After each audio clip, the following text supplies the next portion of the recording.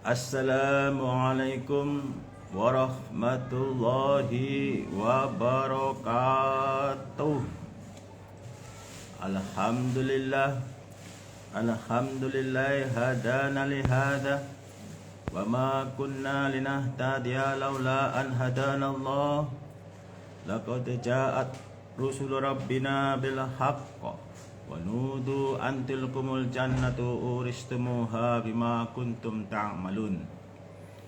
Asyhadu an la ilaha illallah wa asyhadu anna Muhammadan abduhu wa rasuluh sallallahu alaihi wasallam wa ala alihi wa ashabihi amma ba'd. Bapak-bapak, ibu-ibu, para netizen di mana saja berada, alhamdulillah pada malam hari ini kita bisa bertemu kembali dalam suasana yang ceria, dalam keadaan sehat walafiat, meskipun kita tidak bisa bermuwajahah tatap muka karena situasinya lagi pandemi. Kita masih diberikan izin oleh Allah bisa bertemu lewat online, bertemu lewat media sosial Instagram. Kita jadikan media Instagram ini sebagai salah satu sarana untuk meningkatkan derajat kita besok di sisi Allah, yaitu di dalam surga.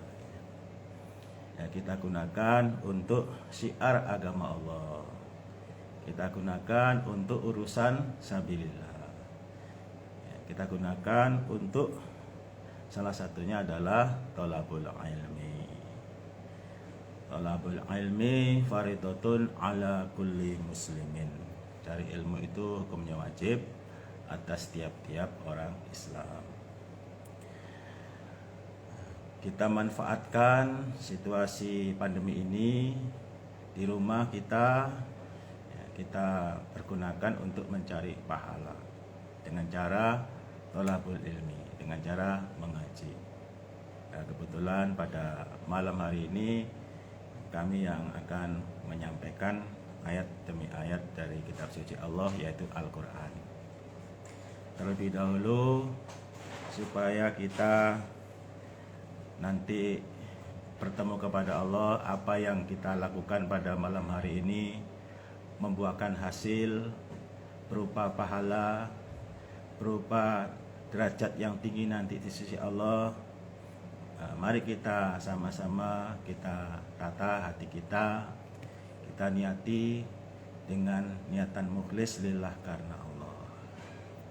Kita niati ingin mencari ridha Allah, kita niati ingin mengharap rahmat Allah, kita niati ingin beribadah kepada Allah, kita niati ingin mencari pahala dari Allah, kita niati ingin supaya dalam beribadah kita Allah memberikan pahala.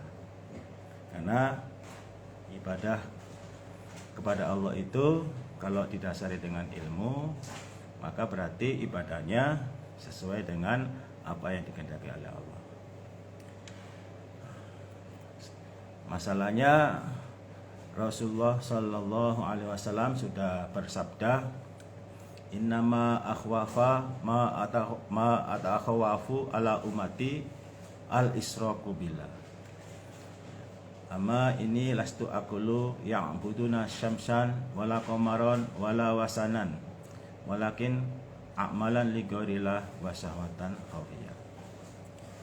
Nabi khawatir kepada umatku, jangan-jangan umatku ini banyak yang tidak bisa masuk surga karena mensekutukan kepada Allah. Innama akhwafa ma atakhawafu ala ummati al israku billah. Amma ingatlah, ini sesungguhnya aku, lastu tidak ada aku. Aku lu berkata aku, maksudnya yang saya maksud mensekutukan pada Allah itu bukan yang buduna syamsan wala qamaron wala wasanan. Yang saya maksud bukan menyembah matahari, menyembah rembulan, menyembah berhala, itu bukan. Yang saya maksud umatku nanti gara-gara banyak yang tidak masuk surga karena mensekutukan kepada Allah itu adalah amalan li ghairillah wa syahwatan khafiyah. Amalan li ghairillah yaitu amalan yang niatnya tidak karena Allah. Amalan yang dicampur dengan niatan-niatan lain. Ya, contohnya kalau orang politik dia beramal dicampur dengan niatan supaya ingin mendapatkan kedudukan. Kalau orang bisnis ya, dia beramal tujuannya supaya rezekinya lancar ya. Kalau orang matre dia beramal dicampur ingin mendapatkan materi, mendapatkan finansial berupa uang, berupa logam mulia atau apa ya.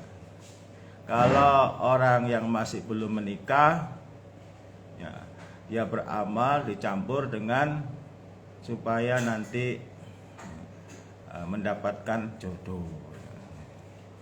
Berhubung ada mertuanya di situ, calon mertua, supaya mertuanya senang.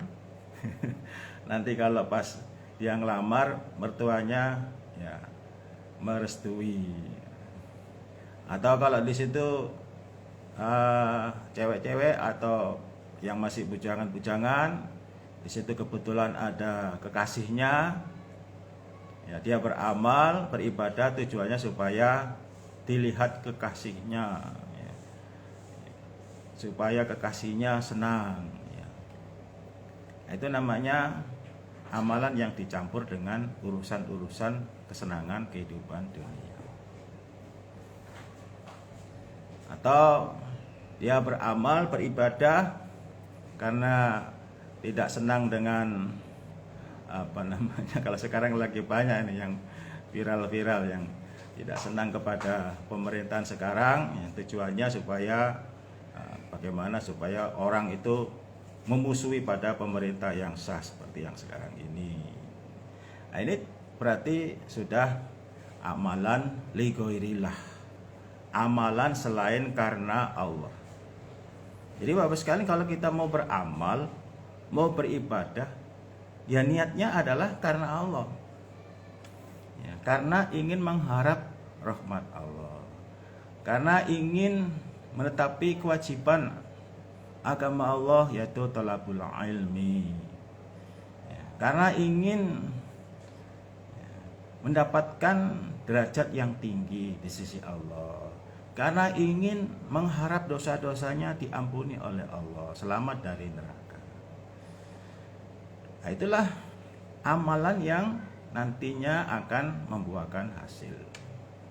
Jadi nggak semua orang beramal, tidak semua orang beribadah itu akan diberikan ganjaran oleh Allah.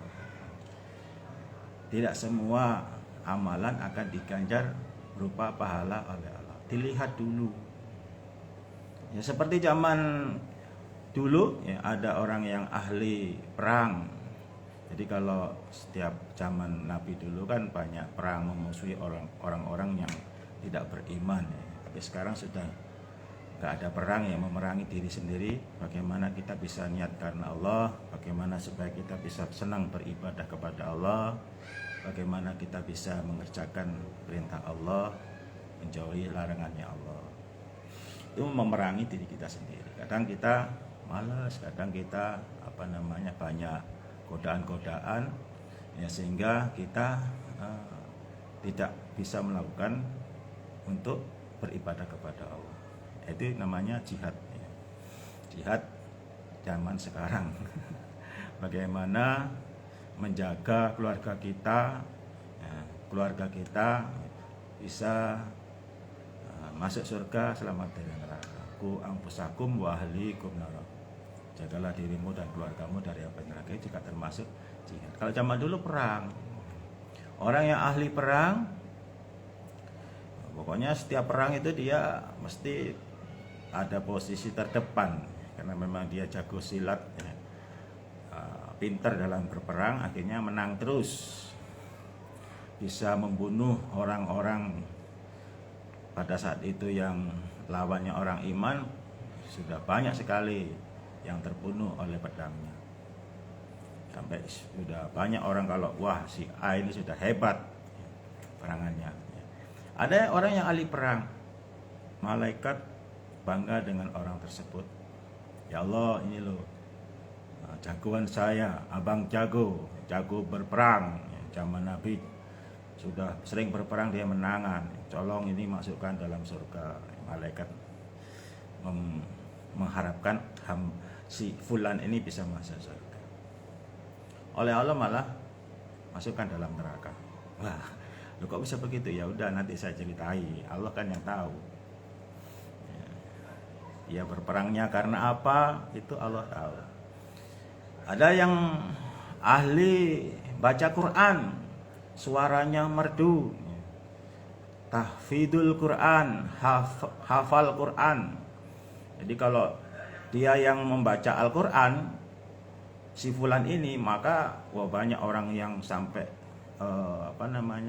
kalau ngantuk jadi melek atau sampai mengeluarkan air mata karena bacaannya belum artinya, itu baru dibaca saja sampai mengeluarkan air mata.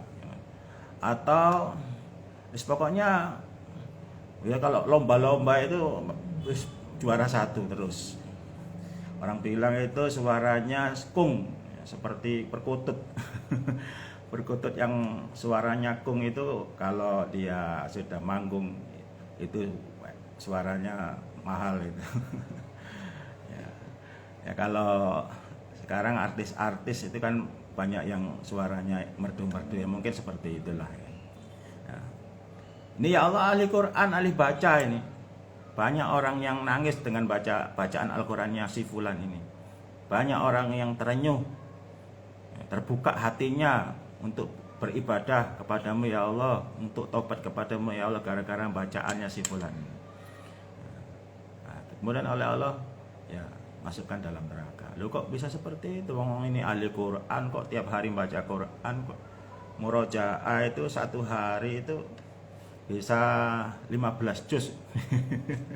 Murojaah bukan satu hari 1 juz, satu hari 15 juz. Berarti 30 juz itu ya 2 hari sudah selesai khatam. Jadi baca terus, ahli Quran memang. Ya. Tapi nyatanya sama Allah suruh masukkan dalam neraka. Ada juga, ya Allah ini loh, hambamu ya Allah ahli sodako.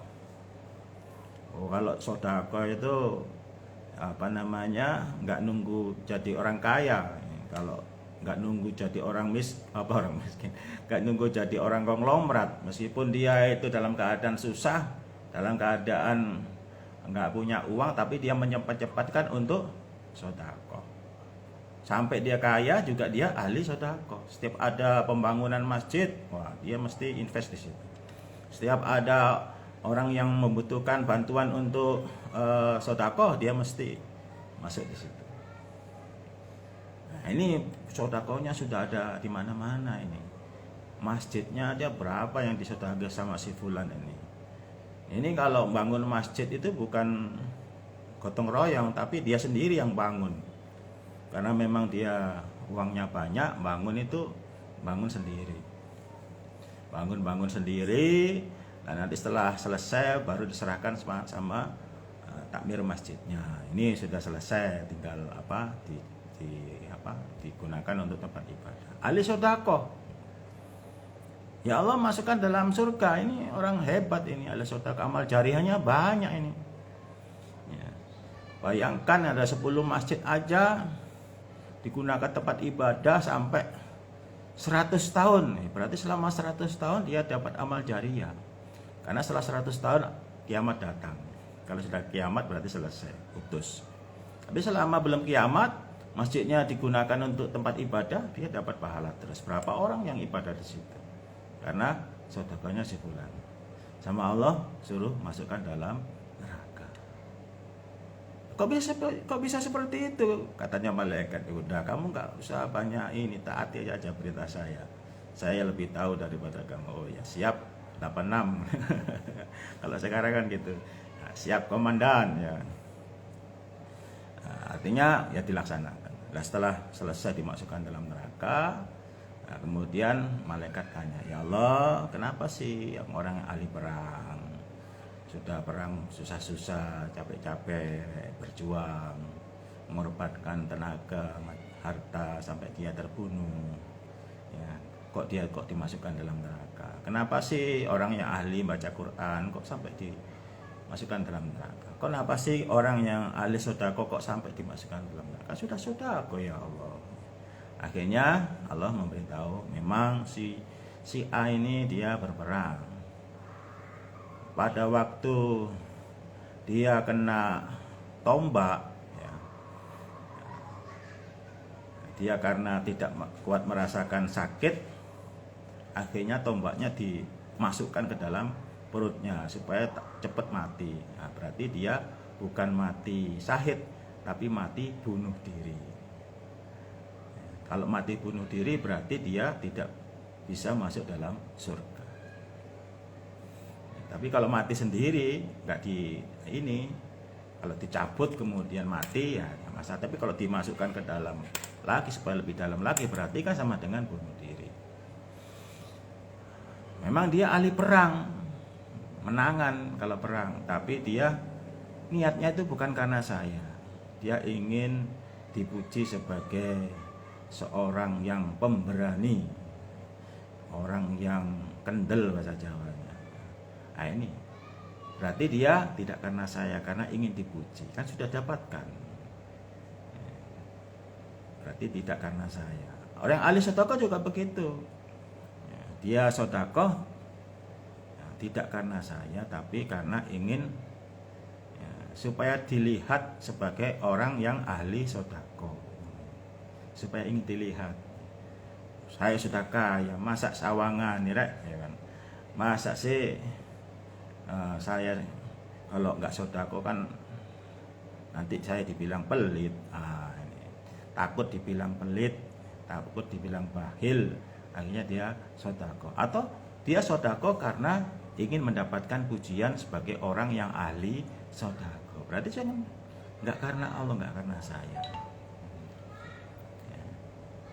Ada lagi yang baca Quran, ya, sama juga begitu. Dia tidak karena Allah, tapi ingin mendapatkan pujian sebagai pembaca Quran yang baik. Nah ini Bapak Ibu sekalian, hati-hati. Kita beramal ini momentumnya tidak setiap hari. Momentum yang baik ini jangan sampai kita sia-siakan. Mari kita introspeksi, jangan sampai kita kenaan ayat al-Israku billah yang seperti yang Nabi takutkan. Jangan-jangan umatku ini nggak bisa masuk surga karena mensekutukan kepada Allah. Kalau masalah menyembah matahari, nggak mungkin umatku menyembah matahari. Sudah tahu itu matahari bukan Tuhan. Menyembah rembulan juga begitu. Nggak mungkin orang sudah mengkaji Al-Quran dan Al-Hadis kemudian dia bisa menyembah rembulan atau menyembah berhala, nggak mungkin. Tapi kalau niat tidak karena Allah, ini semuanya akan mungkin. Tidak hanya orang yang mengaji, termasuk yang mengajar mengaji, itu juga kemungkinan juga bisa tidak karena Allah. Baik yang ada di atas maupun yang ada di bawah, semuanya kemungkinan untuk tidak karena Allah itu ada. Dan itu nggak ada yang tahu. Teman kita nggak ada yang tahu. Bahkan malaikat sendiri itu juga tidak tahu. Malaikat cuma ditugaskan untuk menulis amal kebaikan dan amal kejelekan. Yang tahu adalah Allah dan orang tersebut sendiri. Ternyata setelah dicek, oh iya ya saya dulu memang nggak karena Allah ternyata. Saya campur dengan urusan-urusan kepentingan ini, kepentingan itu. Nah ini hati-hati Bapak Ibu sekalian. Karena itu masalah yang tipis sekali, yang halus. Halus. Kalau sutra itu sudah halus, ini masih lebih halus lagi daripada sutra. Ya. Artinya benar-benar nggak kelihatan. Ya. Ibarat virus itu, virus nggak karena Allah itu kecil sekali, nggak bisa dilihat oleh mata biasa. Nggak ada yang bisa mengetahui. Karena itu ada dalam hati. Siapa yang bisa melihat hati, membaca hati? Paling manusia cuma hanya perkiraan-perkiraan. Oh ini nggak karena Allah, oh itu kan hanya perkiraan-perkiraan aja. Tapi yang tahu detailnya itu adalah Dia sendiri dan Allah. Makanya Nabi itu khawatir jangan-jangan banyak yang tidak bisa masuk surga karena amalan li ghairillah. Masih adalah satu lagi syahwatan khafiyah. Syahwatnya, syahwat khafiyah. Syahwat itu keinginan, khafiyah yang samar. Jadi dia itu sudah niat karena Allah, tiba-tiba di tengah dalam perjalanan dia beribadah, dalam perjalanan dia beramal, dalam waktu dia membela agamanya Allah, dalam waktu dia melaksanakan taat pada Allah, tiba-tiba ada sesuatu yang merubah niatnya dari niat karena Allah menjadi tidak karena Allah. Syahwatan khafiyah. Syahwat keinginan khafiyah yang sama. Contoh misalkan sebagai ustadz ya, atau sebagai penyampai agama Allah, pada waktu menyampaikan agama Allah ini karena Allah. Ternyata ada di pojok sebelah kanan, ada di belakang itu ternyata ada gadis cantik misalkan. Kebetulan ustadznya juga belum menikah. Nah, pas di pertengahan dia menyampaikan agama Allah, ada niatan ingin mempersunting gadis cantik yang ada di belakang, yang belum pakai kerudung, ya. Karena memang dia baru ngaji, belum tahu bab masalah nutup aurat.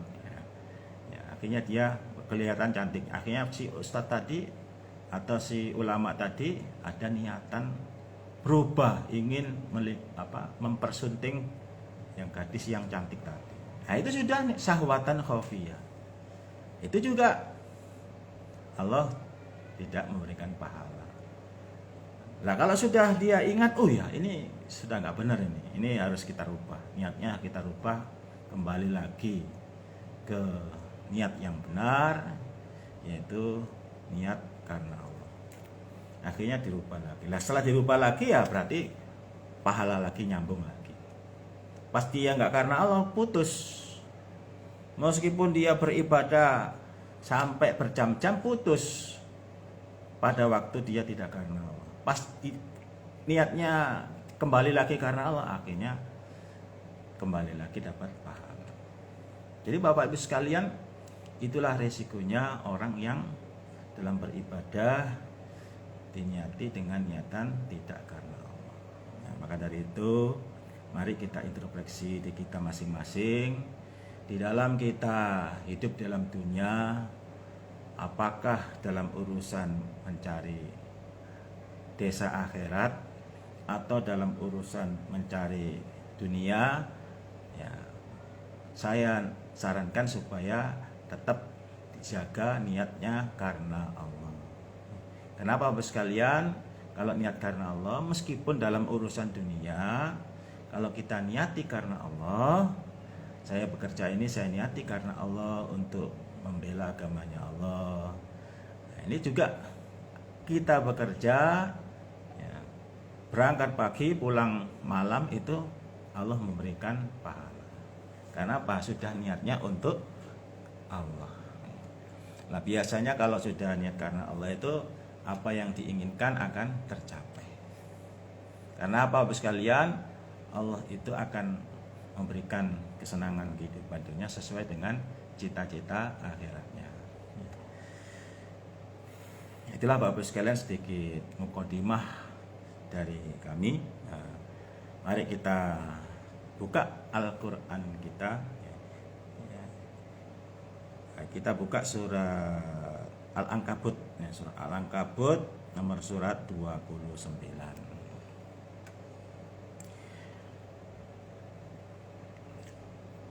saya baca dulu, nanti kita maknani, kita kasih keterangan. Gak usah banyak-banyak, 7 ayat aja Bapak sekalian, sudah cukup insyaallah. A'udzu billahi minasyaitonir rajim.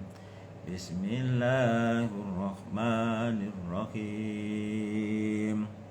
Alif lam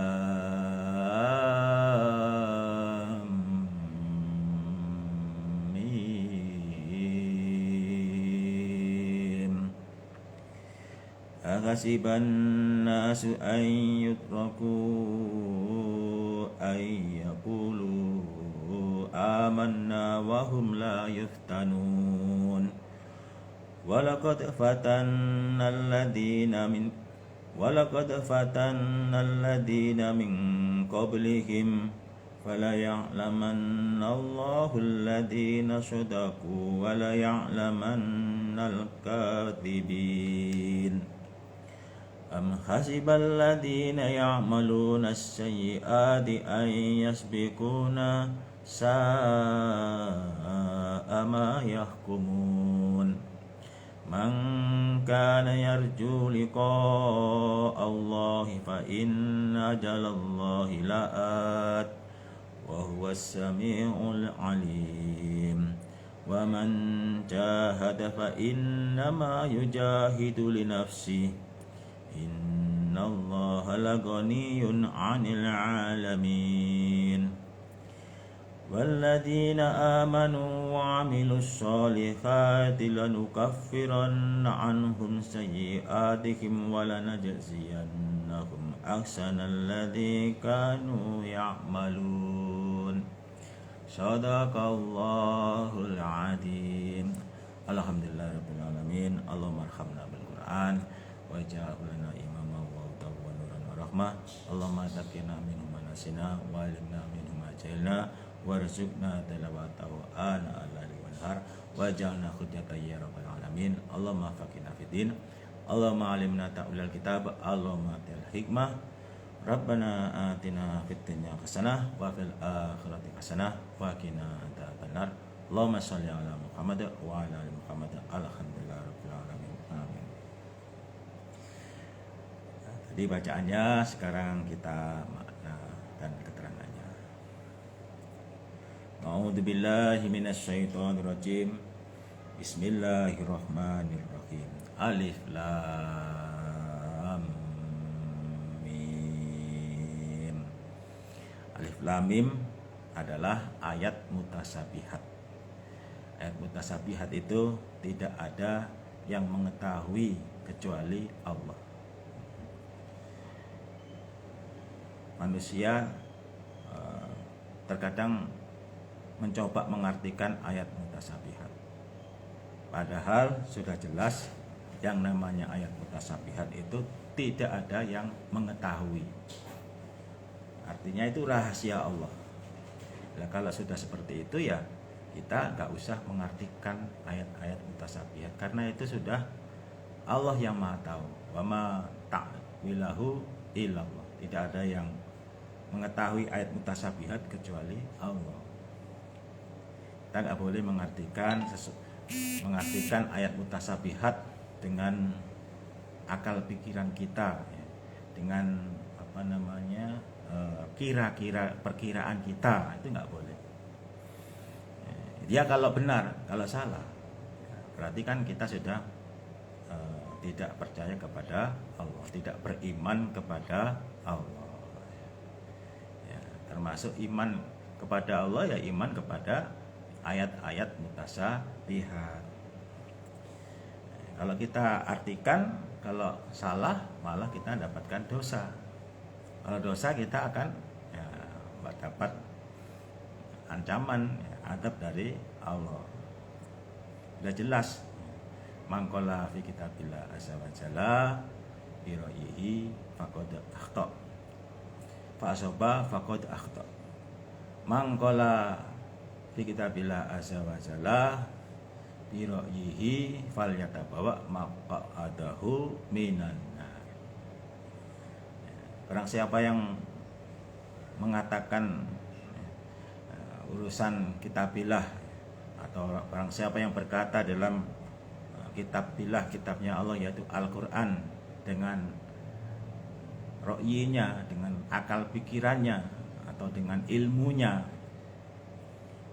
seandainya benar, faqad akhta fa asaba, maka benar. Seandainya benar dihukumi salah. Nah, kalau salah dapat dosa. Fal yatabawa maqadahu minan nar. Jadi yang bagus bagaimana? Yang bagus ya kita beriman aja. Kalau memang nggak ada yang tahu ya udah, kita nggak usah mengartikan. Akhasiban nasu ayutraku ayakulu amanna wahum la yuftanun. Akhasiban nasu, apakah menyangka manusia, ayutraku, jika dibiarkan ayakulu amanna, ayakulu jika berkata amanna, iman kami, iman saya, wahum la yuftanun, kemudian mereka tidak dicoba. Apakah manusia-manusia kebanyakan yang ada di dunia itu menyangka kalau dia dibiarkan mengatakan amanah, beriman kami, atau syahadat asyhadu alla ilaha illallah wa asyhadu anna muhammadar rasulullah wa asyhadu anna muhammadan abduhu wa rasuluh, kemudian dibiarkan begitu aja, artinya dibiarkan tidak dicoba begitu, ibadahnya lancar-lancar saja begitu? Jawabnya tidak. Jawabnya tidak. Kalau kita sudah dibiarkan mengatakan amanah, saya beriman kepada Allah, karena hanya dengan amanah kepada Allah itu bisa masuk dalam surga. Syarat untuk masuk surga adalah amanah. Artinya jadi orang iman, beriman kepada Allah. Beriman, iman itu artinya percaya, percaya kepada Allah, percaya 100% kepada Allah. Kalau memang Allah mengatakan dosa, ya kita tinggalkan. Kalau memang Allah itu berpahala, kita kerjakan. Perintah kita kerjakan dengan sepol kemampuan. Larangan kita jauhi dengan sejauh-jauhnya. Ya, tidak boleh kita sepol kemampuan, harus dijauhi. Kalau sepol kemampuan diperintah oleh Allah, umpama nggak bisa sholat dengan berdiri, dengan duduk pakai kursi, nggak bisa sholat dengan duduk, dengan tidur atau dengan isyarat, itu namanya sepol kemampuan. Tapi kalau larangan itu tidak boleh sepol kemampuan, dilarang minum yang memabukkan, ya itu nggak boleh. Kalau sudah larangan itu ya ditinggalkan. Bagaimana kalau satu gelas saja, karena ini musim dingin, ya nggak boleh. Larangan. Ya, jangan sampai terjadi yang ceritanya Kristina apa itu namanya, itu orang dari Eropa gitu. Itu meninggal dunia karena ya, mabuk-mabukan dalam hotel bersama 11 laki-laki. Ya, dia sendiri perempuan. Ya sama setan digoda untuk untuk berhubungan seks, berhubungan badan. Akhirnya apa? Terjadilah pemerkosaan rame-rame. Lagi rame di YouTube. Bisa dibaca sendiri itu beritanya. Ya, di medsos lagi rame itu beritanya. Seorang pramugari, dia pinter, sekolahnya predikatnya umlaut, penari dan juga foto model. Nah, pas liburan merayakan tahun baru, pesta minum-minuman keras dan obat-obat terlarang. Ya, akhirnya ya terjadilah yang tidak dikehendaki, karena memang itu kalau orang sudah mabuk akhirnya setan masuk, disuruh apa aja akan dikerjakan. Nah, kemudian sampai akhirnya mati, dibawa ke rumah sakit mati. Nah, itu namanya mati nisto kalau bahasa Jawa. Mati yang dalam pelanggaran, dalam kemaksiatan. Nah, ini naudzubillah min dzalik. Jangan sampai kita lakukan. Kalau memang larangan ya harus dijauhi, jangan coba-coba. Gimana kalau nyoba sedikit aja, nggak usah nyoba-nyoba. Ya, apalagi kalau kita nggak suka minum, belum pernah minum, biasanya kalau dikasih minum gitu langsung teler, langsung mabuk. Akhirnya disuruh setan untuk berbuat maksiat, akhirnya ya ngikutin. Makanya itu dilarang. Ya, kalau larangan harus sejauh-jauhnya. Banyak larangan-larangan itu harus kita tinggalkan dengan sejauh-jauh.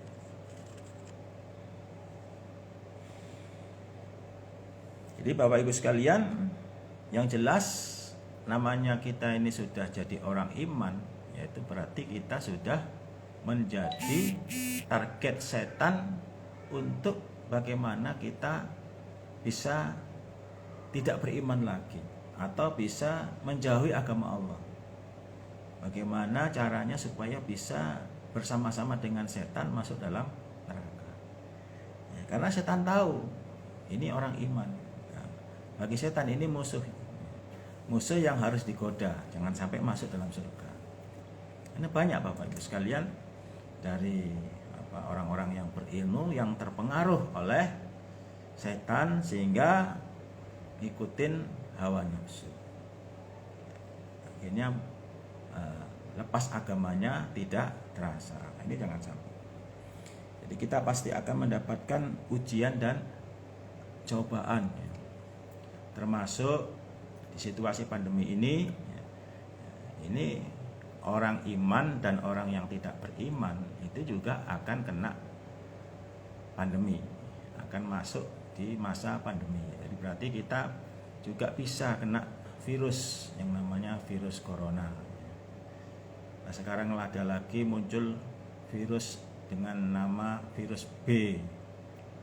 Ada lagi nama virus D.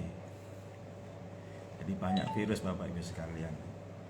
Nah, tapi kalau menurut kacamata agama, orang meninggal dunia itu ya umurnya sudah habis Bapak Ibu sekalian. Ya kebetulan ini situasi pandemi, ya matinya lewat pandemi.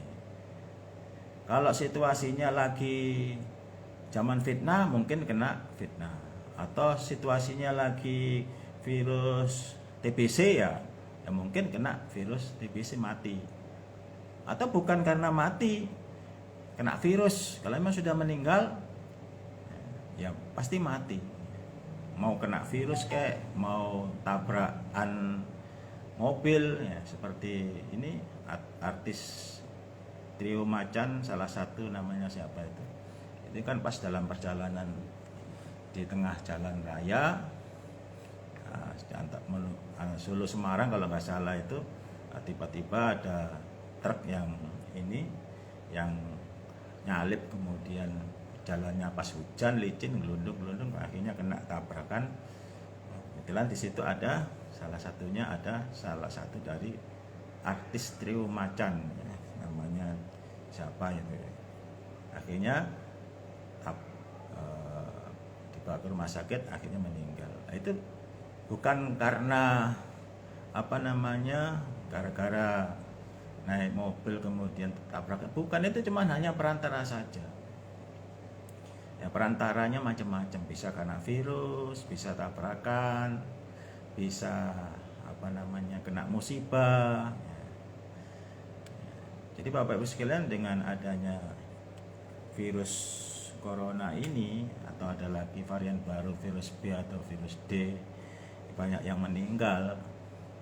Ya, jadi mungkin Allah itu sengaja mengurangi penduduk di dunia. Ini kalau menurut kacamata agama ya mungkin itu sudah qadarnya, sengaja Allah mengurangi penduduk dunia.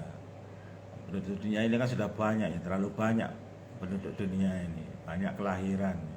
Tapi yang mati kok masih sedikit mungkin. Akhirnya banyak yang mati ya, berapa ribu orang gitu. Di dunia juga kalau dihitung sak dunia juga banyak yang mati. Ya mungkin ya itu salah satu untuk mengurangi jumlah penduduk.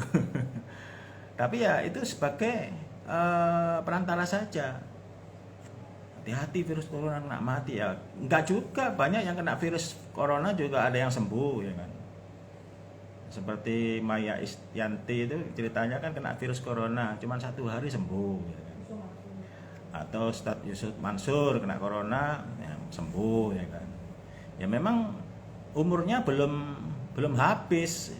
Dia lagi dicoba sakit kena virus. Setelah sakit macam-macam, nggak kena virus, masuk angin atau sakit encok, sakit boyok atau sakit pusing kepala, itu sudah ya Pak, namanya manusia sakit ya sakit ya.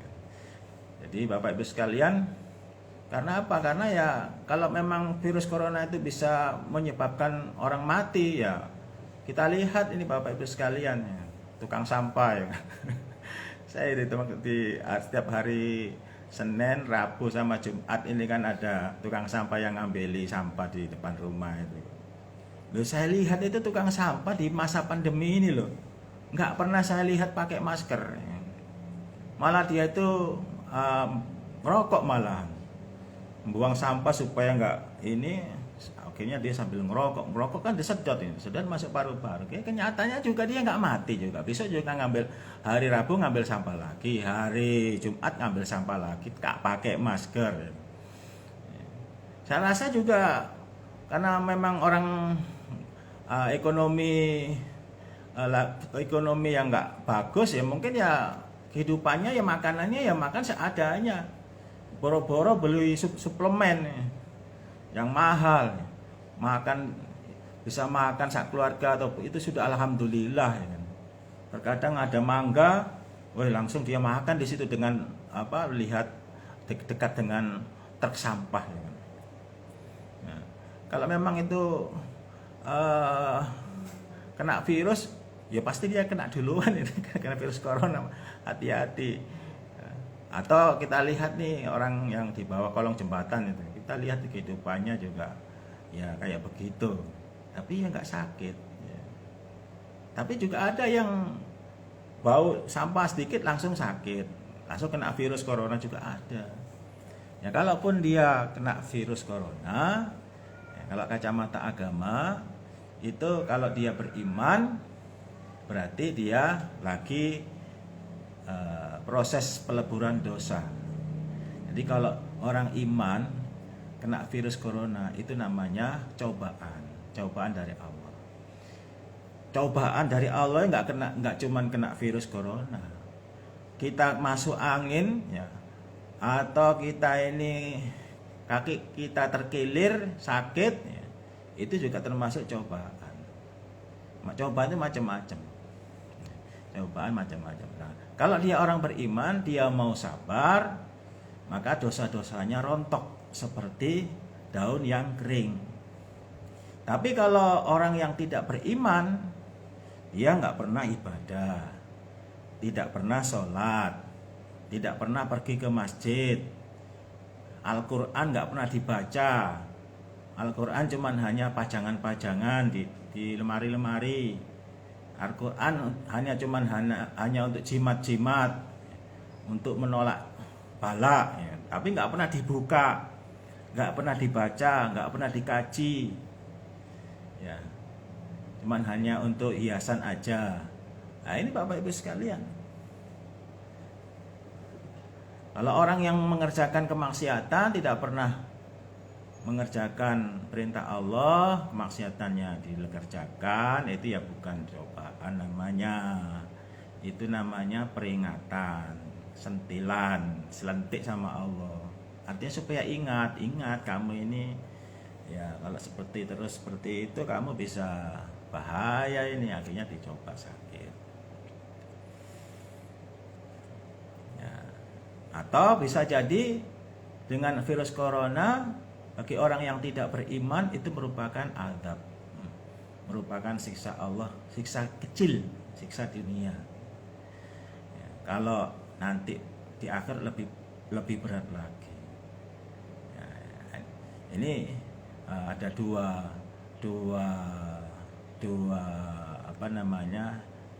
reaksi cobaan virus corona pandemi ini bagi orang iman. Itu merupakan cobaan, merupakan pelebur dosa. Ya harus sabar dan juga harus berusaha atau punya semangat sehat. Jangan harus dilawan, harus tingkatkan imun.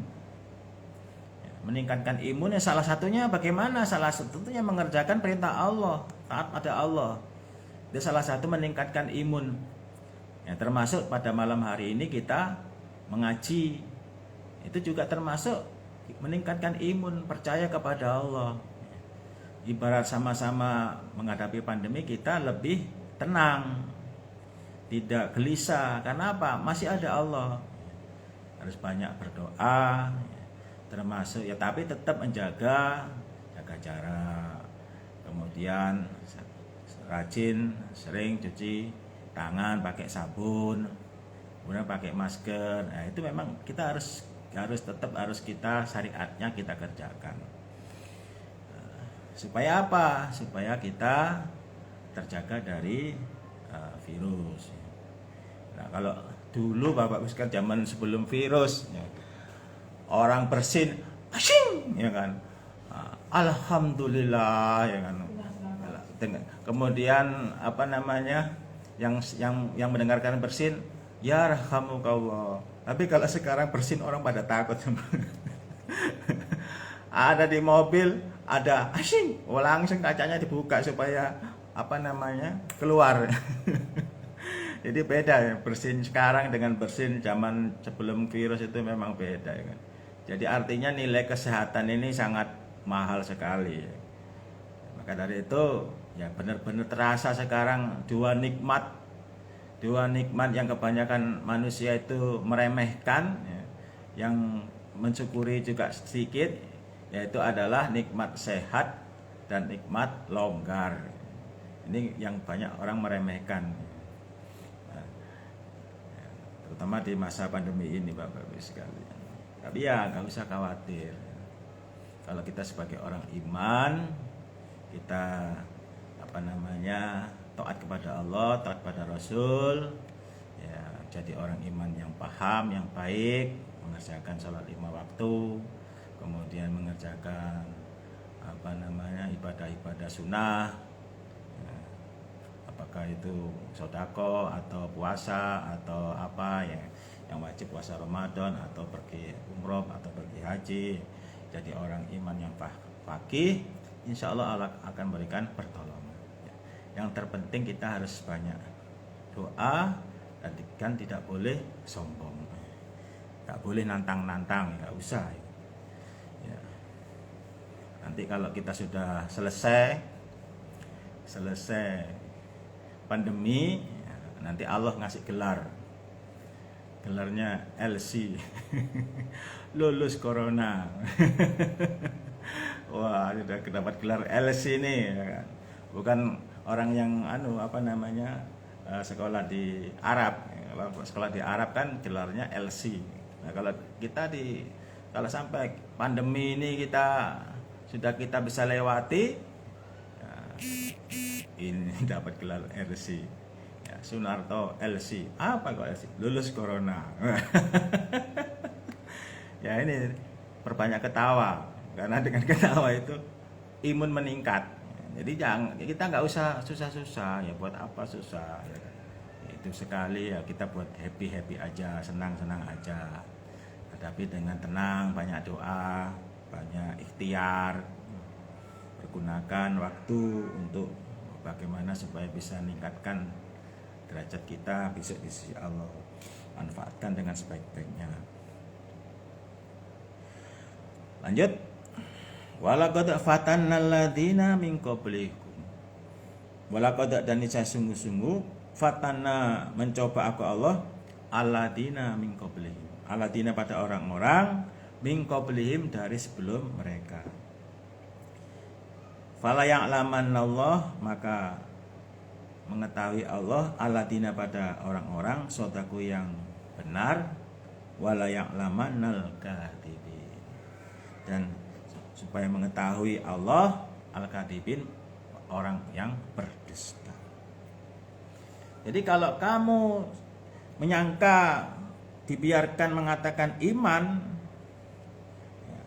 yang jelas orang-orang dulu sebelum kamu itu oleh Allah dicoba. Walaqad fatanna alladziina min qablihim.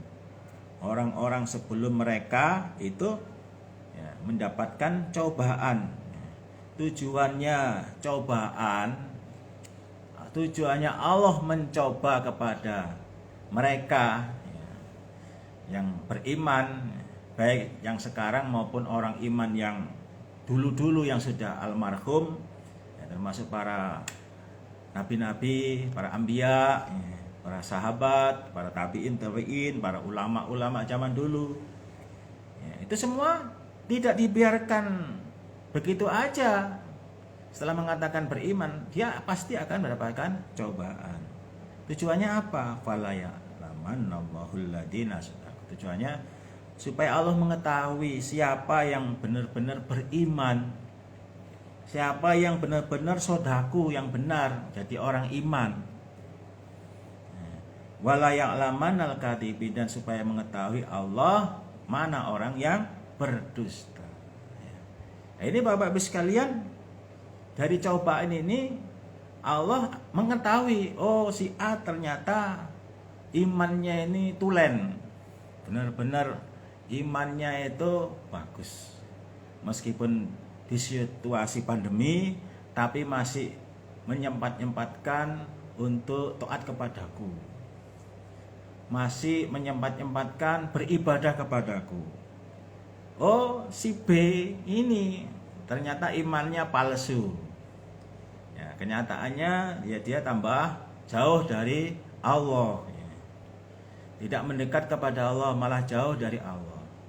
Malah banyak perintah-perintah yang tidak dikerjakan. Alasan virus corona. Waktunya sholat tidak sholat, waktunya ibadah tidak ibadah. Ini Bapak Ibu sekalian, meskipun di situasi pandemi ya kita sempat-sempatkan untuk beribadah.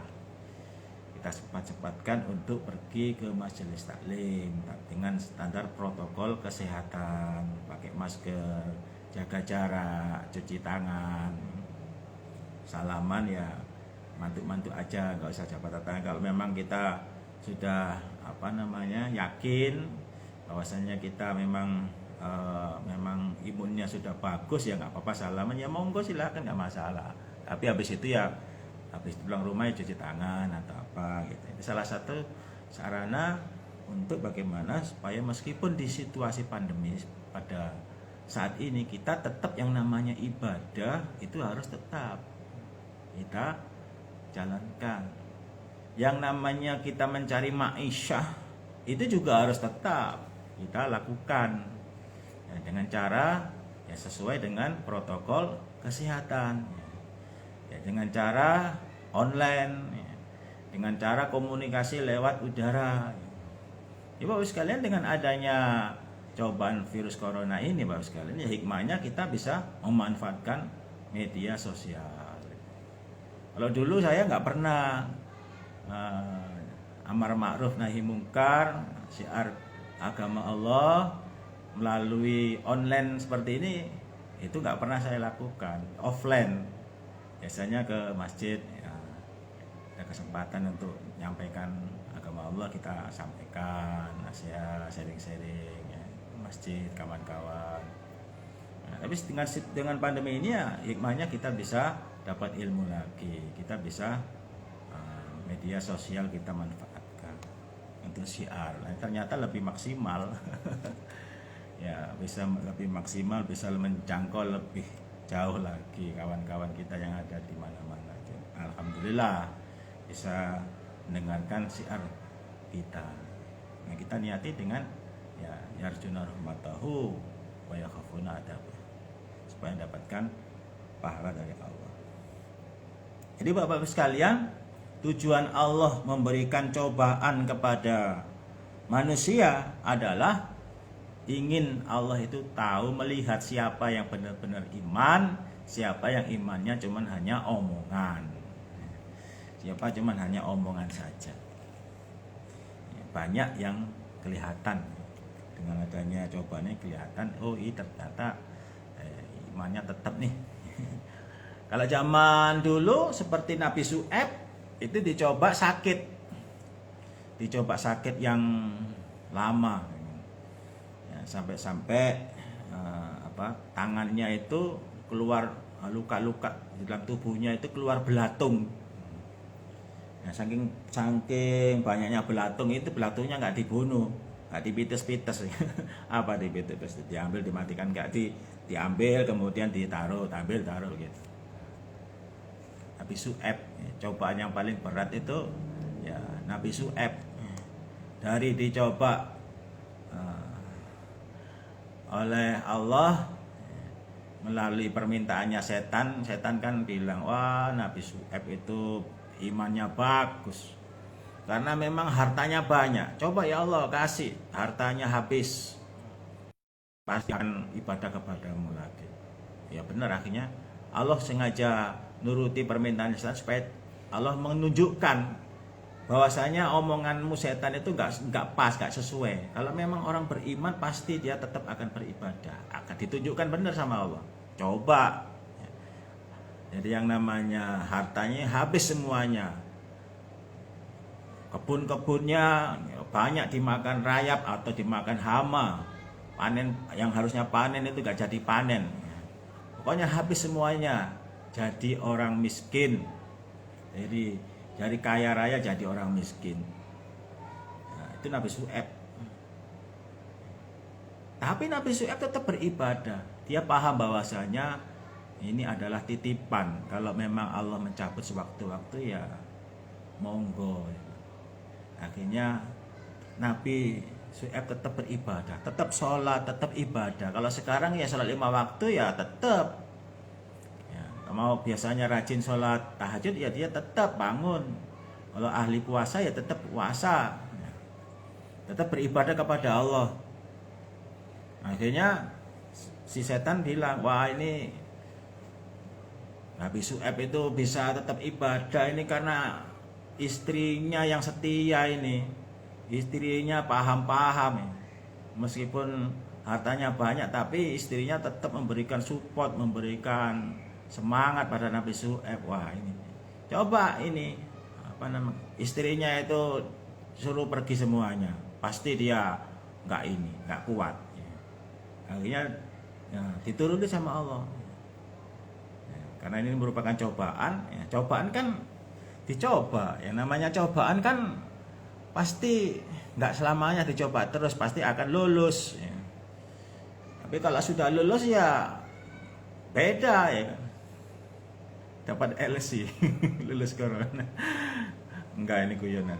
Kalau sudah lulus ya keimanannya yang meningkat lagi. Namanya cobaan itu ya, katanya motivator dan memang sudah teruji, pasti naik kelas. Nggak ada cobaan itu turun kelas, nggak ada. Contoh kita sekolah dari kelas SD kemudian ujian, lulus naik SMP juga begitu. Ujian lulus naik SMA. Nggak mungkin lulus SMP kemudian turun dari SD, ya nggak mungkin. SMA juga gitu, diuji lulus naik perguruan tinggi. Nah ini Bapak-Ibu sekalian, ujian itu pasti akan naik kelas asalkan kita tetap istiqomah, sabar, ikhtiar, istiqomah, tetap beribadah. Nggak usah susah, nggak usah kepo, nggak usah tambah stres, nggak usah. Justru kalau kita susah, kita kepo, kita stres, akhirnya nggak percaya sama Allah, akhirnya merasa dirinya nggak kuat, ya nggak kuat betul. Akhirnya merasa dirinya lemah, lemah betul. Imunnya turun.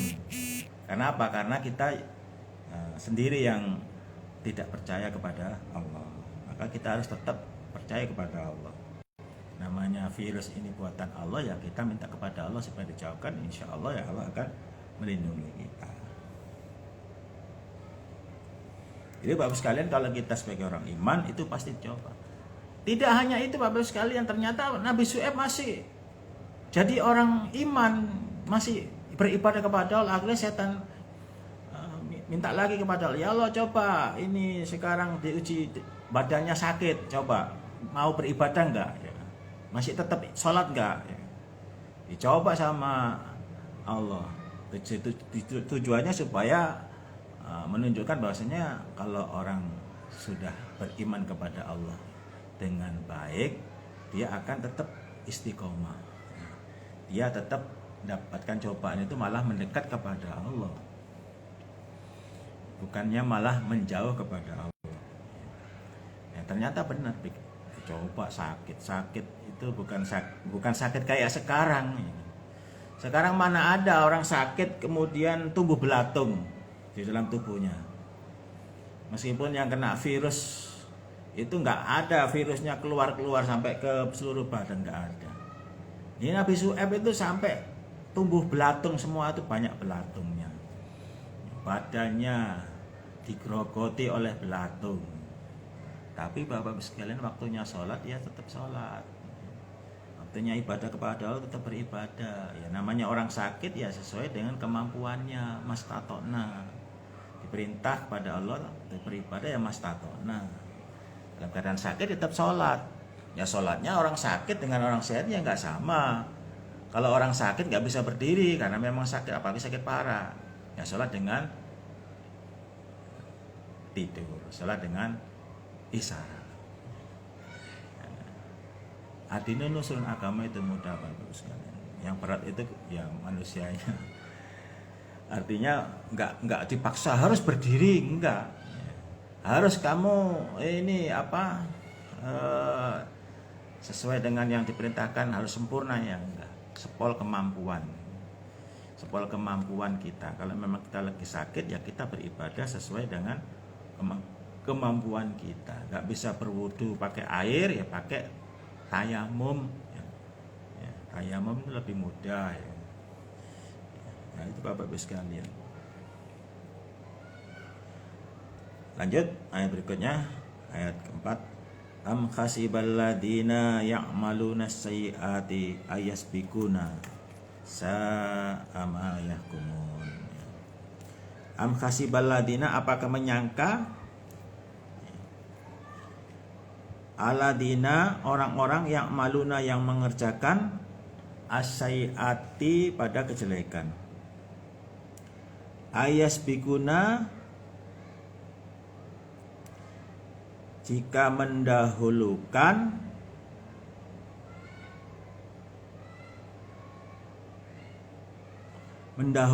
padaku,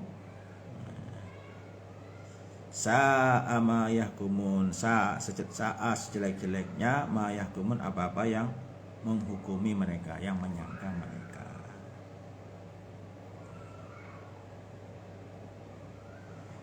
Di dalam firman Allah ayat 4 ini, Allah berfirman, apakah orang-orang mereka menyangka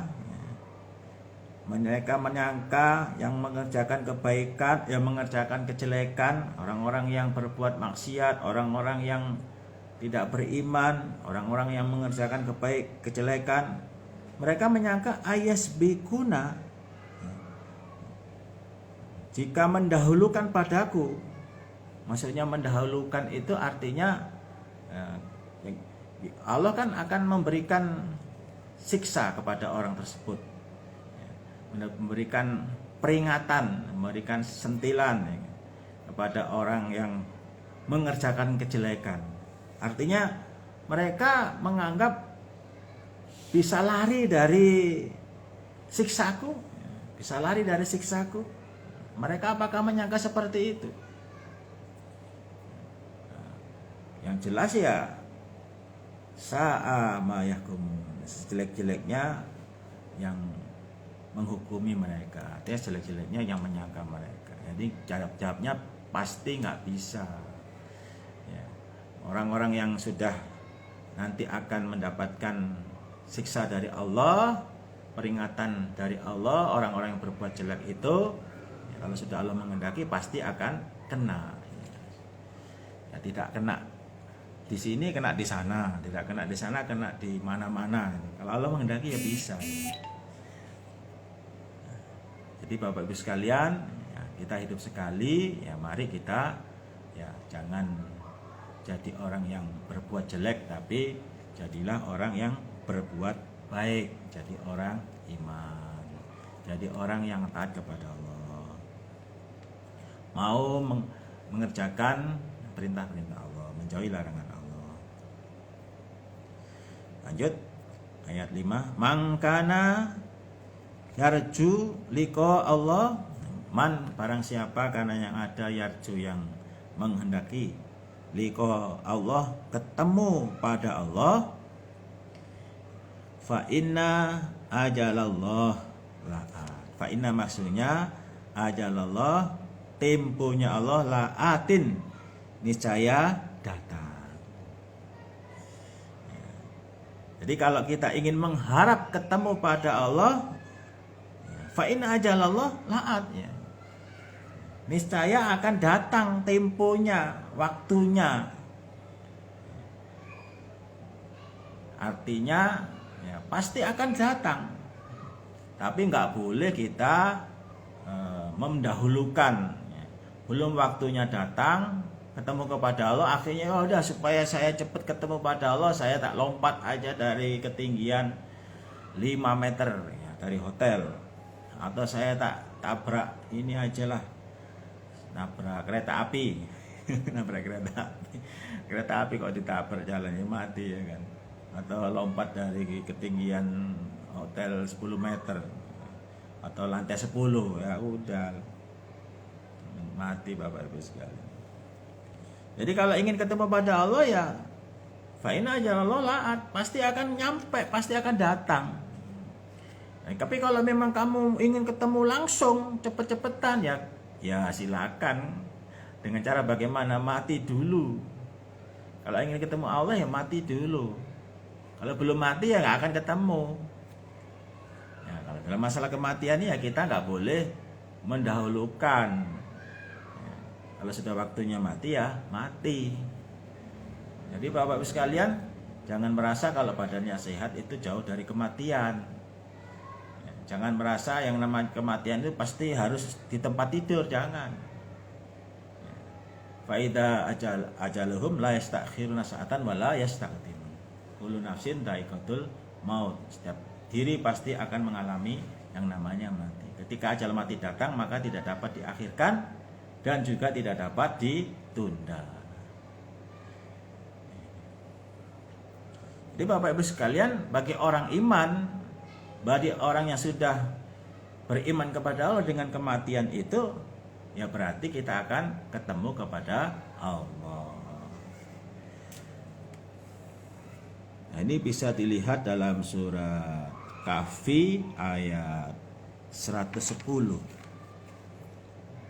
Nah, ini di situ dijelaskan, faman kana yarju liqa'a rabbih falyamal amalan sholihan wala yusrik bi ibadati rabbih ahadan. Faman kana, maka barang siapa yang yarju, menghendaki atau berharap liqa'a rabbih, ketemu pada Tuhannya, barang siapa yang berharap ketemu pada Allah, falyamal, maka beramalah amalan pada amalan sholihan yang baik. Jadi kalau kita ingin ketemu pada Allah nanti di surga, ya kamu harus beramal yang baik.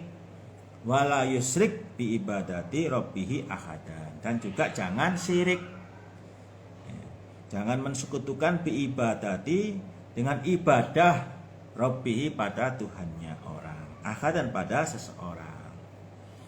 Jadi kita jangan syirik, disekutukan dengan seseorang, dan juga kita supaya berbuat baik, beramal baik, jadi orang iman. Jadi pasti akan ketemu, yaitu masuk nanti di dalam surga. Orang beriman nanti akan ketemu pada Tuhannya di dalam surga melalui selendang keagungan. Jadi nanti Allah ada di belakangnya tabir selendang keagungan. Loh, kenapa kok nggak bisa lihat? Ya memang kalau kita tampakkan langsung kita nggak akan kuat. Nabi Musa aja begitu baru cahayanya aja langsung dia pingsan. Langsung pingsan sampai berhari-hari. Karena apa? Nggak kuat melihat wajahnya Allah.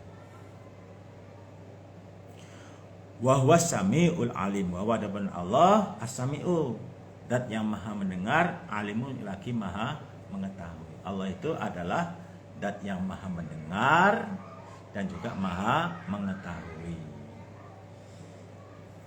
Waman jahada fa innama yujahidu li nafsih. Waman, dan barang siapa jahada yang mempersungguh, fa innama yujahidu li nafsi, maka sesungguhnya yujahidu mempersungguh li nafsihi pada dirinya. Jadi kalau kita mempersungguh dalam sabilillah, ya, sama dengan mempersungguh dirinya sendiri untuk masuk dalam surga. Mempersungguh dirinya sendiri untuk mendapatkan rahmat dari Allah. Mempersungguh dirinya sendiri untuk mendapatkan derajat yang tinggi besok di sisi Allah apabila ketemu kepada Allah, yaitu dalam surga yang tinggi. Surga yang paling tinggi adalah surga Firdaus. Mudah-mudahan kita semuanya yang mendengarkan, yang ngikutin pengajian dari kita semuanya mati husnul khotimah, masuk surga yang tinggi, surga Firdaus. Amin. Jadi bukan untuk orang lain. Jadi kalau kita mempersungguh itu adalah untuk dirinya sendiri, bukan untuk orang lain. Ya, maka dalam kita beribadah ini, ya kalau di situ ada keluarga ada 5 orang, ya 5-5-nya ini harus beribadah. Gak bisa, misalkan kita punya anak 10, nah, kita nyuruh anaknya, ya udah nak, kamu ibadah aja di sana di masjid, saya mah di sini aja, ya kan? Atau saya wakilkan lah, tolong diwakilkan, ya. Nggak bisa Bapak sekalian. Nah kalau anaknya yang beribadah, ya anaknya yang taat pada Allah, anaknya yang jadi orang beriman, ya anaknya itu yang masuk surga. Orang tuanya yang nggak taat Allah dan utusannya Allah, nggak jadi orang iman, ya nggak bisa masuk dalam surga. Artinya kewajiban ibadah itu melekat pada masing-masing individu manusia. Nggak ada istilahnya surga nunut neraka katut, itu nggak ada. Bahasa Jawanya ada yang bilang surga nunut neraka katut, ya kan. Kalau memang ada yang masuk surga nanti saya akan dicangking, ya. Digandeng masuk dalam surga, ya nggak ada seperti itu. Ya kalau bisa seperti itu, ya pamannya Nabi Muhammad Abu Thalib itu ya katut masuk dalam surga kan. Orang dia itu pamannya Nabi. Tapi meskipun dia pamannya Nabi, karena dia tidak beriman pada Allah, ya yang masuk surga ya Nabi kita, Nabi Muhammad sebagai utusannya Allah. Ya pamannya yang nggak mau, ya nggak beribadah, ya nggak bisa masuk surga. Disuruh mengucapkan la ilaha illallah, tidak mau, padahal sudah dijamin oleh Nabi Muhammad akan dibantu, tapi nggak mau, ya nggak bisa masuk surga. Nabi Nuh juga begitu, surga nunut neraka katut, ya nggak bisa. Ya. Anaknya, ya, termasuk istrinya, keluarganya nggak ada yang beriman, ya. Nggak ada yang diajak untuk menyembah kepada Allah yang benar, nggak mau. Terakhirnya diajak naik perahu, nggak mau. Akhirnya ya tenggelam semuanya.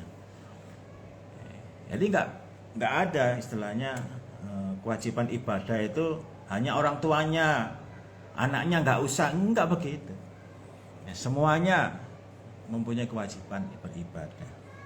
Dalilnya apa? Wa man jahada fa innama yujahidu li nafsi. Barang siapa yang mempersungguh dalam agamanya Allah, maka sesungguhnya dia mempersungguh pada dirinya sendiri. Atau dalam dalil apa sabda Nabi yang lain, man amilan amalan fali nafsi, man asaa fa alaiha. Barang siapa yang beramal maka fali nafsi, maka untuk dirinya sendiri.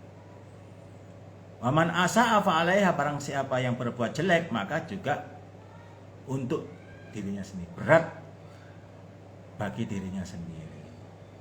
Nah, ini Bapak Ibu sekalian, jangan sampai kita ini ya, mampir dalam neraka. Kita pasti nggak akan kuat, karena neraka itu sangat panas sekali, dan kita di sana tidak ada mati. La yamutu fiha wala yahya, tidak dikatakan mati dan juga tidak dikatakan hidup. Artinya setengah mati. Kalau bahasa Jawa itu kejet-kejet apa gitu. Apa namanya, ya udah hidupnya itu menderita. Disiksa 1 hari di sana.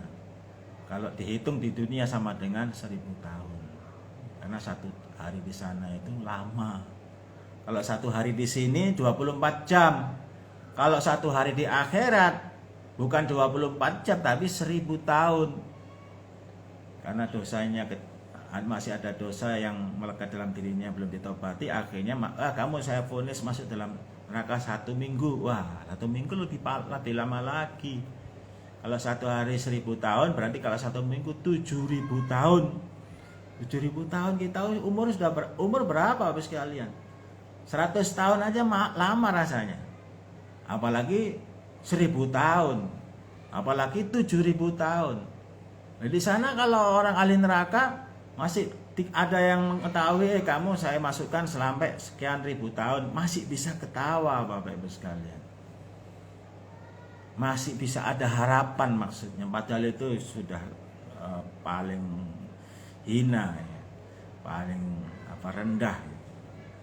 Orang ahli neraka dalam hadis dijelaskan, seandainya disuruh menghitung pasir yang ada di dunia, orang ahli neraka itu masih bisa ketawa, masih senang. Artinya apa? Ada harapan untuk keluar dari neraka. Padahal ya nggak mungkin. Mana ada orang bisa menghitung pasir yang ada di dunia? Orang menghitung pasir 1 gelas aja sudah setengah berat sekali Bapak Ibu. Ini jangan 1 dunia, 1 truk itu loh, 1 kontainer ya. Coba dihitung, nah, itu sudah berat. Ini orang ahli neraka bukan 1 truk atau 1 kontainer atau 10 kontainer, tapi 1 pasir yang menghitung pasir yang ada di dunia. Itu orang ahli neraka masih senang, masih ada harapan. Padahal ya nggak mungkin. Nah, di sana itu sudah khalidina fiha, kekal abadi di dalam neraka abadan selama-lamanya. Jadi Bapak Ibu sekalian, hati-hati hidup dalam dunia. Ingat ya kan, surga ada di depan kita, neraka ada di depan kita. Ya, ini merupakan pilihan, apakah kita mau masuk dalam surga? Ya monggo. Caranya bagaimana? Taat Allah dan utusannya Allah. Jadi orang iman, jadi orang ahli ibadah.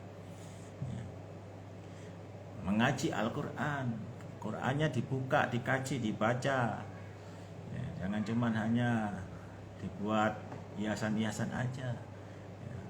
Nah, ini bagus sekalian ya, ini nanti akan menuntun kita masuk dalam surga. Artinya menunjukkan nanti akan kelihatan terang.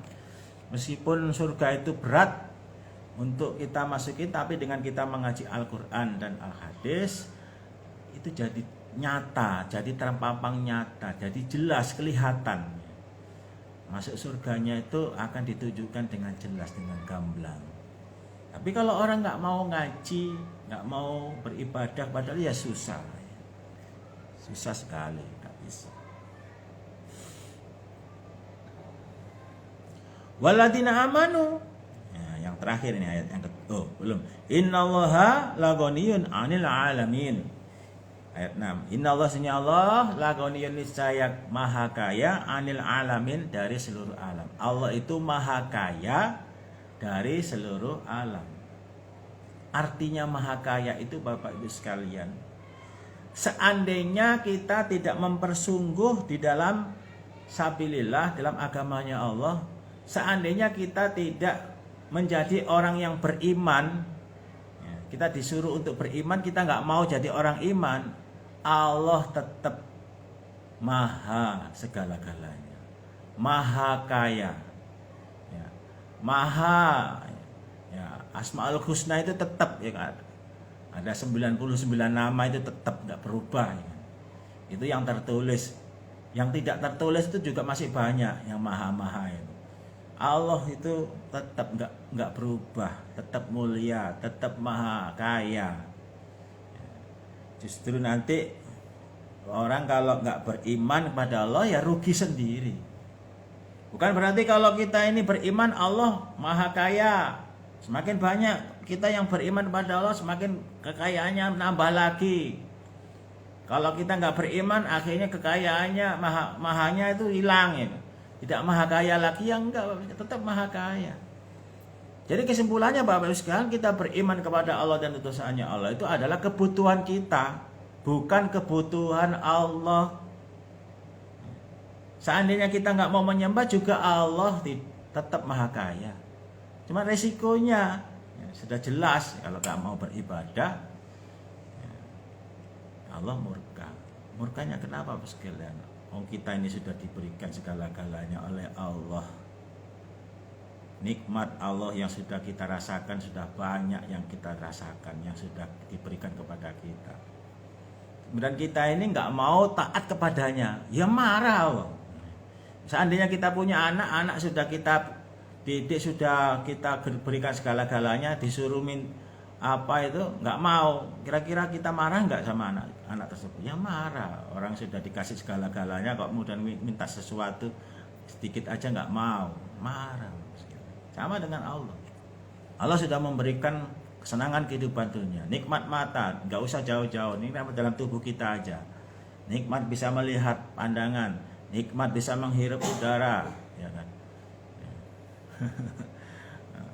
Ini hidung kenapa kok bisa menghadap ke bawah ya? Coba kalau menghadap ke atas bagaimana? Kalau hujan masuk itu air hujan dalam hidung. Tapi kenapa kok hidungnya ke bawah? Ada alhamdulillah ya kan. Karena hujan juga nggak masuk ke tubuh kita ya. Nikmat sehat, nikmat waras, kita bisa ini, bisa itu, dapat rezeki kita bisa ini, bisa itu. Macam-macam kenikmatan. Nikmat tidur ya. Kita bisa rasakan semuanya. Kita disuruh mengaji nggak mau mengaji, ya marah Allah. Tapi marahnya Allah itu kadang ya masih sayang pada kita. Ya kadang dikasih virus, ya. Virus batuk, virus influenza, ya kan? Atau dikasih apa musibah, ya, dikasih cobaan. Nah, itu menunjukkan bahwasanya itu kalau bagi orang yang beriman itu namanya peringatan. Kamu eling, kamu itu siapa? Aku kan nyiptakan kamu itu bukan cuma hanya gitu-gitu aja. Wa ma khalaqtul jinna wal insa illa liya'budun. Aku tidak menciptakan jin dan manusia kecuali untuk menyembah kepadaku. Jadi kewajiban utama kita adalah menyembah kepada Allah, beribadah kepada Allah. Nah kalau itu dilupakan ya Allah marah. Butut-bututnya kalau umur kita sudah habis, alias kita menghadap kepada Allah, ya Allah tambah nemen. Di kuburnya kita disiksa, di akhiratnya lebih parah lagi siksaannya. Jadi surga dan neraka itu bukan dongeng Bapak Ibu sekalian. Jadi surga itu hakun, wanarun hakun. Surga itu benar dan neraka itu benar. Jadi Bapak sekalian, sebelum Allah menciptakan surga, itu setelah surga diciptakan oleh Allah, isi-isinya, kemudian malaikat Allah suruh melihat. Hei malaikat, coba lihat itu surga. Bagaimana isinya? Lihat sama malaikat. Waduh ya. Surganya pol. Kenikmatan dunia ini cuma satu kenikmatan. Yang 99 kenikmatan itu masih disimpan di surga. Satu kenikmatan aja kayak begini, apalagi di surga 100 kenikmatan, dikali 100 kenikmatan. Ya, tambah pol Pak, ininya nikmat sekali. Sampai-sampai wah ini kalau seperti ini caranya kehidupan surga, oh, manusia semua ingin masuk surga, nggak ada yang nggak kepingin masuk surga. Mulai dari Sabang sampai Merauke, mulai dari kulit hitam sampai kulit putih, mulai dari kakek-kakek sampai yang muda-muda. Ya. Semuanya, semua manusia yang ada di dunia pasti kepingin masuk surga. Karena surga itu tempatnya segala kenikmatan dan segala keindahan. Rumahnya terbuat dari berlian, panjangnya 6 mil. Bukan berlian yang tempel-tempelan, berlian wungkul yang di situ dijadikan kamar-kamar. Kemudian istrinya bidadari. Bidadari kalau yang surganya Firdaus 12.500. Ya, itu yang surga yang tinggi. Kemudian waduh banyak sekali kenikmatan-kenikmatan. Ada telaga Kausar, ya, macam-macam. Nah kemudian udah malaikat kamu bagi dulu, saya tak hiasin surga ini. Ciptakanlah hiasan-hiasan surga. Surga dipenuhi dengan sesuatu yang tidak menyenangkan, dipenuhi dengan sesuatu yang membosankan. Pokoknya yang nggak enak, yang tidak menyenangkan manusia itu jadi pagarnya surga. Jadi kalau ingin masuk surga itu harus melalui pintu-pintu itu, pintu-pintu yang tidak menyenangkan. Nah kemudian malaikat, malaikat coba lihat di surga, bagaimana? Kira-kira menurut pendapatmu? Wah dilihat, pas kalau orang Jawa Timur, kok begini deh, ya, kok begini? Waduh, saya takut jangan-jangan manusia itu gak ada yang mau masuk surga.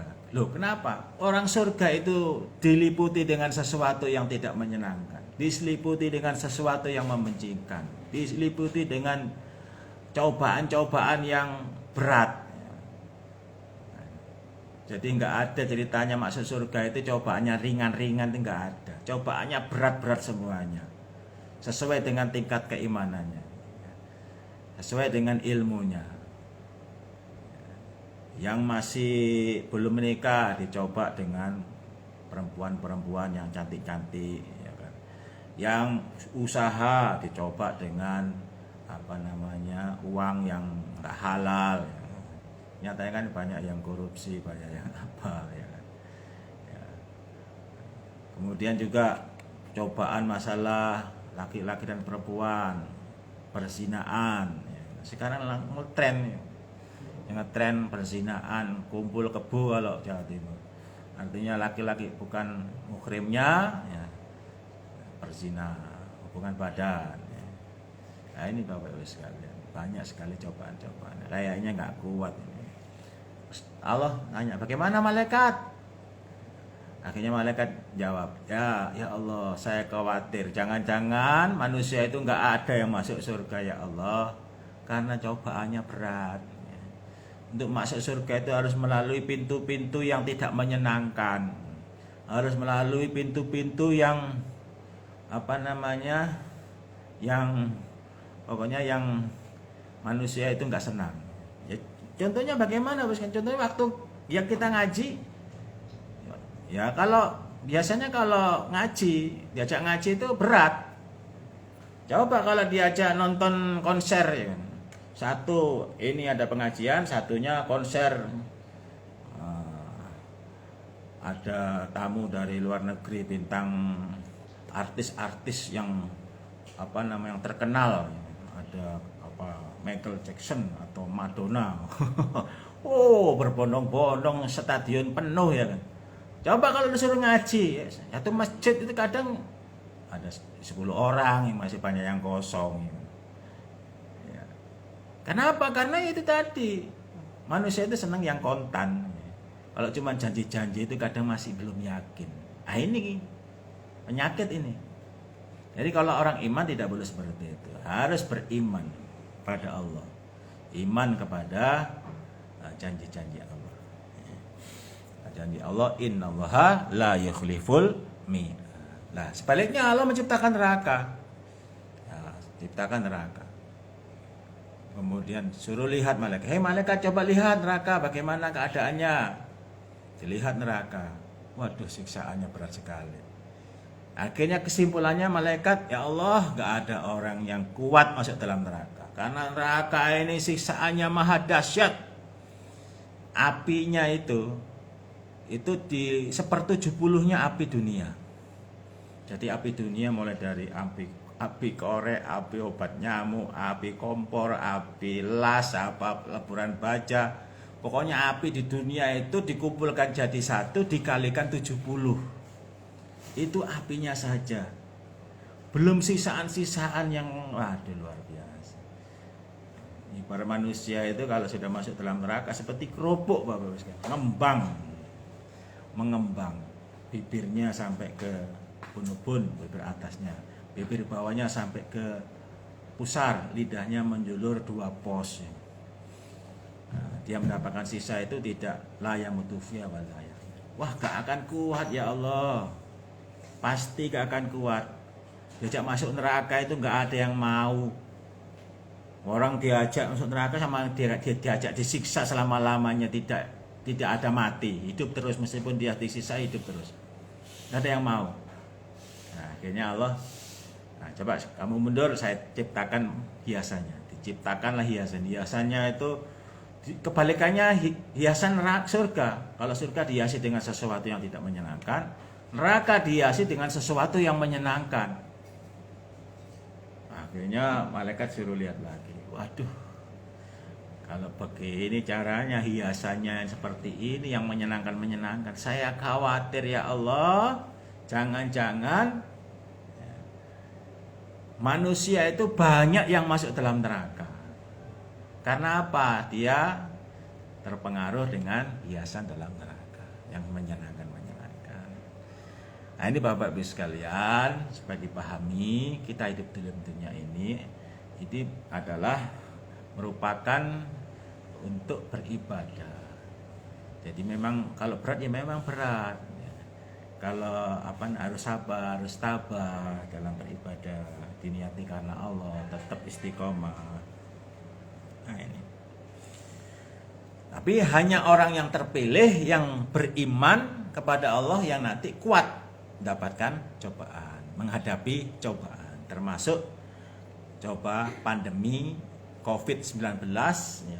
Ini juga kalau orang iman tetap akan kuat, tetap akan beribadah kepada Allah, tidak luntur keimanannya ya, ibadahnya ya sesuai dengan ya, protokol kesehatan. Yang kita ikutin adalah pemerintah ya, karena pemerintah ini dia sudah punya alat yang lengkap, sudah banyak orang yang pinter-pinter yang memberikan masukan-masukan. Ya kita ya ngikutin pemerintah. Nggak mungkin pemerintah itu menjerumuskan kita. Ya. Jadi kita harus percaya kepada pemerintah yang sah. Kalau memang ada yang nggak percaya ya monggo silakan. Kalau saya pribadi juga percaya kepada pemerintah. Ya. Jangan percaya pada hoak-hoak. Ya kan? Nah, vaksin yang sekarang banyak kan informasi, oh jangan mau divaksin ya. Kalau memang nggak mau vaksin ya udah, kamu nggak usah ini menebar-nebar orang supaya nggak mau disuntik vaksin. Ya kan? Kalau memang nggak mau disuntik ya udah. Kalau ada yang mau ya udah ya. Itu namanya pilihan. Jadi nggak usah memaksakan perbedaan pendapat. Ya, kita harus saling hormat menghormati supaya hidup kita ini harmonis, tidak gontok-gontokan, tidak musuh-musuhan, tidak saling berantem ya. Gara-gara vaksin bisa berantem, ini bisa karena apa? Satunya nggak mau disuntik, nah, satunya ya harus disuntik. Ya udah kalau gitu ya nggak mau ya udah nggak usah ini. Kalau yang mau ya kita doakan aja ya mudah-mudahan selamanya selamat. Yang tidak mau disuntik vaksin ya mudah-mudahan selamat, yang disuntik vaksin ya mudah-mudahan selamat. Kalau gratis ya, insya Allah kalau saya pribadi ya mau kalau gratis.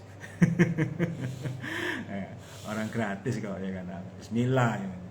Percaya pada Allah ya. Perantara aja itu, perantara insya Allah juga. Apalagi kalau kita mau pergi ke tanah suci atau pergi ke Eropa atau pergi kemana, itu harus ngikutin ya, harus pakai rapid ya, kita harus ngikutin ya. Gak bisa kalau memang kita ini nggak ngikutin ya nggak bisa berangkat ya. Karena memang itu peraturan dari negara kita. Ini nggak usah dipermasalahkan Bapak Ibu sekalian, mau syuting atau tidak nggak bermasalahkan. Yang penting kita sama-sama, yang penting tetap jaga kesehatan. Jangan dipermasalahkan. Termasuk masalah ibadah juga begitu. Ya usah dipermasalahkan, beda usoli, satunya tidak pakai usoli. Ya udah, itu mas pilihanmu sendiri. Seperti itu ya monggo silakan. Atau yang pakai kunut atau yang nggak pakai kunut, ya itu pilihan ya kan. Ya kita saling menghormati keyakinan kita masing-masing. Jadi masalah nanti diterimanya itu ya nanti urusan nanti. Kalau memang Anda memilih seperti itu ya monggo silakan. Ini ya hak asasi kita. Ya, ini kalau kita seperti semuanya insya Allah ya aman-aman saja, damai-damai saja. Ya, kita kan ingin kedamaian Bapak Ibu sekalian, ingin kedamaian. Kalau ribut-ribut melulu pusing ya kan. Ya buat apa ribut-ribut? Mendingan kita bekerja bagaimana supaya bisa dapatkan maisha yang halal, atau bagaimana kita supaya mendapatkan pahala yang banyak ya. Nah, sekarang ini memang banyak yang ya begitulah, banyak yang ribut-ribut. Kalau saya nggak suka keributan ya, kalau memang daripada gitu ya udah diem aja gitu, nggak usah demo-demo, ngapain demo-demo ya, nggak ada manfaatnya ya. Kalau nggak usah melawan kalau kita melawan sama yang berkuasa kemudian kita ditahan masuk penjara, ya yang rugi siapa? Yang rugi ya kita sendiri, kita nggak bisa ibadah, nggak bisa ini. Ya udah santai-santai aja, nggak usah demo-demo apa. Kalau semua seperti punya kepahaman yang baik, insya Allah aman, damai.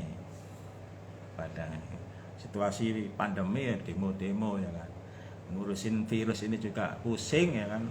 Mendingan kita di rumah ya kan, percayakan kepada Allah, berdoa pada Allah ya, insya Allah Allah akan memberikan pertolongan kepada kita semuanya, amin. Terakhir, walladzina amanu wa amilus sholihati lanukaffiranna anhum sayyi'atihim. Dan adapun orang-orang yang beriman dan mau beramal solih, lanukaffiranna anhum, niscaya aku akan melebur atau menghapus mereka sayyi'atihim, kejelekan mereka, dosa-dosa mereka. Jadi kalau kita mau beriman ya, dan juga mau beramal solih, kita akan diampuni segala dosa-dosa kita. Kejelekan kita, maksudnya dosa-dosa kita akan diampuni oleh Allah.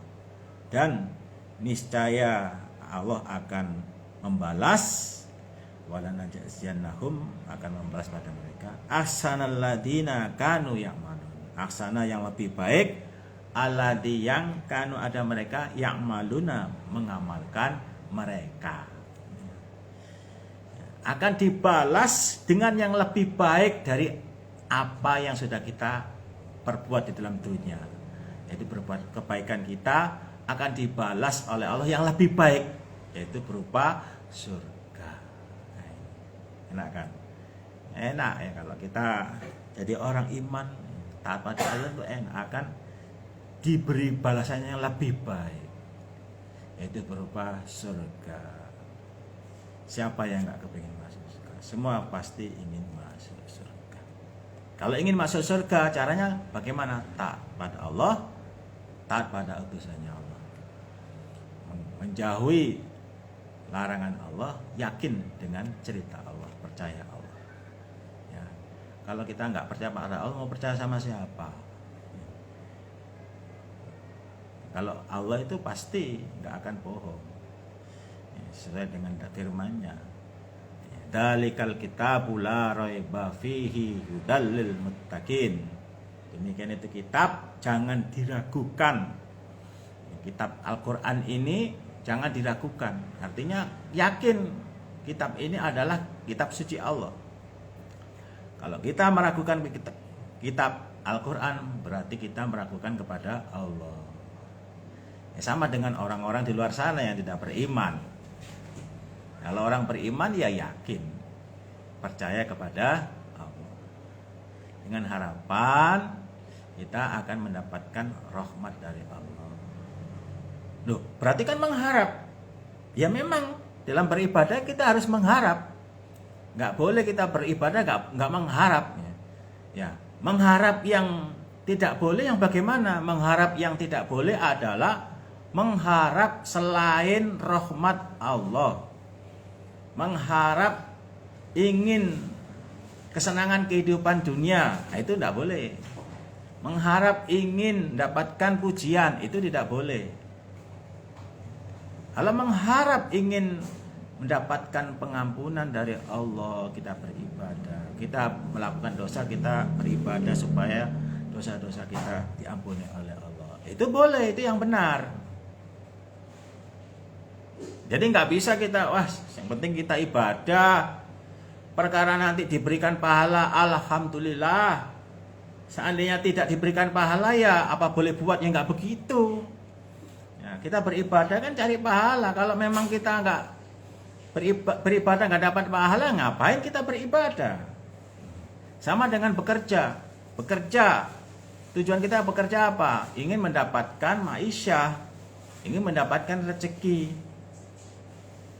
Kalau misalkan kita bekerja dengan tidak mengharap, ya gak apa-apa, saya bekerja 1 bulan penuh ngikutin peraturan, berangkat masuk jam 8 pulang jam 4, saya lakukan. Nanti kalau dikasih upah ya alhamdulillah, tidak dikasih upah juga mau bagaimana lagi, ya gak begitu. Ya, kalau kita bekerja ingin mendapatkan maisha, mendapatkan upah. Ya, sama dengan kita beribadah. Yarjuna rahmatahu wa yakhafuna adzab. Nabi Muhammad sendiri sebagai utusannya Allah beribadah itu ingin mengharapkan rahmat. Mengharapkan rahmat dari Allah. Wa yakhafuna adzab. Dan ingin terhindar dari azab Allah. Itu yang diperbolehkan. Jadi nggak ada istilahnya, wah kalau masih mengharap itu berarti tidak karena Allah, udah salah itu namanya. Kalau mengharapnya itu ingin mengharap rahmat, ingin mengharap supaya diberikan pahala dari Allah, diampuni dosa-dosanya, ya itu memang yang benar, itu yang diperbolehkan. Tapi kalau mengharap selain itu yang tidak boleh. Beribadah ingin mendapatkan pujian, tidak boleh. Beribadah ingin mendapatkan kedudukan, tidak boleh. Kalau mau mencari kedudukan ya caranya cari yang lain, cara lain. Dengan cara bekerja atau dengan cara apa itu supaya mendapatkan jabatan, kedudukan. Tapi kalau beribadah yang harapannya satu, ingin mendapatkan ridha Allah, ingin mengharapkan rahmat Allah, ingin selamat dari azab Allah. Nah, itu yang benar. Nah, ini Bapak Ibu sekalian, penjelasan dari kami ya. Mungkin ada yang mempunyai perbedaan dari penjelasan kami, ya monggo, ya ini namanya perbedaan, ya nggak masalah. Yang penting satu, ya kan, kita Tuhannya sama, Nabi kita juga sama. Kita juga Nabi Muhammad sama, Tuhannya Allah juga sama, sholatnya menghadap kiblat ya sama menghadap kiblat, kitab sucinya Al-Quran dan Al-Hadis ya sama, ya udah ya. Adapun perbedaan ya namanya manusia itu pasti ada perbedaan, tapi itu adalah pilihan. Adapun pertanggungjawaban adalah nanti kita sendiri-sendiri di hadapan Allah. Insya Allah itu Bapak sekalian, dari saya. Barangkali ada kurang lebihnya dalam penyampaian saya, mohon maaf yang sebesar-besarnya. Nanti kita sambung lagi insya Allah di lain kesempatan. Wabillahi taufiq wal hidayah, waridho wal inayah. Akhirul kalam, assalamualaikum warahmatullahi wabarakatuh.